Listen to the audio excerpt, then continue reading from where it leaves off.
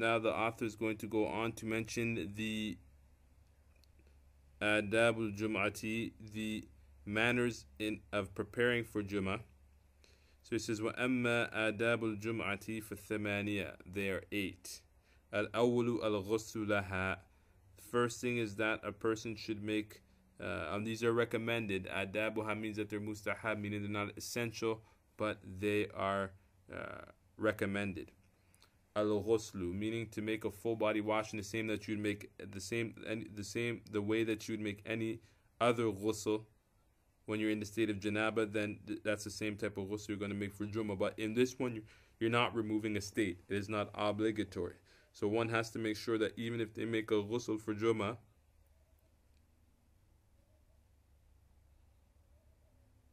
that this ghusl will not be sufficient for a person's wudu. So they'll still have to make wudu after, because you're only making a recommended ghusl, and that a ghusl is not removing a state. So you have to make wudu after. And he says, وَهُوَ سُنَّةٌ عِنْدَ الْجَمْهُورِ, and it is considered a sunnah according to the majority of the other schools. وَمِن شُرُوتِهِ, also from the shurut of a ghusl. And it says, my bad, وَمِن شُرُوتِهِ, meaning from the shurut al-ghusl, meaning if you want to get the complete mustahab of the ghusl for the sake of Jummah, you have to fulfill these conditions. أَن يَكُونَ مُتَّصِلًا بِالرَّوَاحِ, meaning that your ghusl should precede your going directly to Jummah. So you shouldn't make ghusl, then go back to sleep, and then go to Jummah. You should be making your ghusl, then going directly to Jummah. So that's why it says, أَن يَكُونَ مُتَّصِلًا, meaning that the ghusl should be مُتَّصِلًا بِالرَّوَاحِ, meaning of it with his going. So he should be making ghusl and then on his way to Jummah. So it says, فَإِنِ اغْتَصَلَ, so based upon this, if a person were to make ghusl, وَاشْتَغَلَ بِغَدَاءٍ, and then he was to occupy himself with eating food or eating lunch or so on and so forth, أَوْ نَوْمٍ, or he was to go back to sleep, أَعَادَ الْغُسْلَ عَلَى الْمَشْهُورِ, according to the mashhur opinion, it's requested, he's requested to repeat that ghusl, meaning that it's mustahab, not obligatory. الثاني, the second thing that he mentions from the adab, from the 8 adab, is a siwak, using the siwak yawmul Jummah when making wudu for Jummah, to use the siwak. الثالث حلق الشعر, yani to shave, for example, to shave the pubic, to shave or pluck the pubic hairs, or shave the underarm hairs, all of that is considered mustahab. الرابع, the fourth one, تقليم الأظافر, clipping the nails, yawmul Jummah, is also considered mustahab. الخامس تجنب ما يتولد منه الرائحة, to avoid those things in which الرائحة الكريهة, to avoid those things in which bring about bad smell. So eating onions, eating garlic, anything heavy that would have an effect on a person's scent when going to Jummah should be avoided.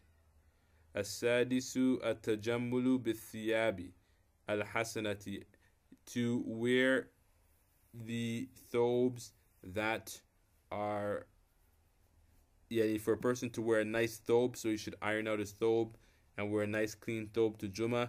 So at-tajammul, meaning to beautify with a nice thobe, this obviously refers to men and not women. According to the Maliki school, women are heavily discouraged from attending Jummah in the first place. And so when they're talking about at-tajammul, they're referring to men and definitely not to women, simply because women are not supposed to beautify when coming out of their houses in the first place. As-sabi'u at-tatayyubu laha, to wear nice scent, perfume. Once again, that refers to men and not to women.